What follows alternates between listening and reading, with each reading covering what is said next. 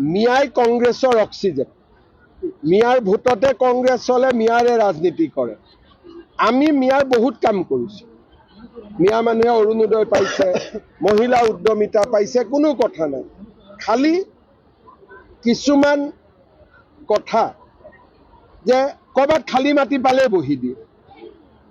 যিবিলাক বেয়া কথা মই বেয়া বুলি কওঁ, ভাল কামখিনি ভাল হ'ব। মই থকালৈকে সন্দেহজনক মিয়াক মই দিগদাৰি কৰিয়ে থাকিম। ইতিমধ্যে এতিয়া শান্তি হৈছে, তেওঁলোকৰ যাতে শান্তি হয় তাৰ কাৰণে আপোনালোকৰ আগত আকৌ এবাৰ কৈ দিছোঁ। তাৰমানে বুদ্ধিজীৱীয়ে মোক হিলাব নোৱাৰে।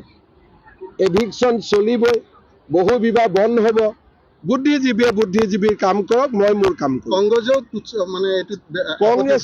কংগ্ৰেছৰতো চাউল পানী অসমত নায়েই আৰু একোতো বাকী নাই। কংগ্ৰেছে 22টা সিটত ইলেকশ্যন খেলিব আৰু তাতেই ঘূৰা ঘূৰি কৰি থাকিব আৰু কেণ্ডিডেটবিলাকৰ পৰা দুনিয়াৰ পইচা উঠাব।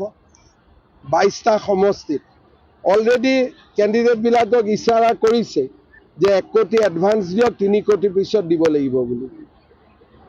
গোটেই মিয়া সমষ্টিত যিমান কেণ্ডিডেট আছে তাৰ পৰা ধাম ধুম পইচা উঠাব। আগতে উঠাইছিল, এবাৰতো গণ্ডগোল লাগিব কংগ্ৰেছত। কোনকেইটা সমষ্টি মোক কৈ আছে নহয় মানুহবিলাকে, কেণ্ডিডেটবিলাকে। কোনকেইটা সমষ্টি? যিকেইটা 22টা সমষ্টি, সৃজনগামৰ পৰা, বাগবৰৰ পৰা, মন্দিয়াৰ পৰা, চমৰীয়াৰ পৰা, গোটেইখিনি আৰু দলগাঁৱৰ পৰা।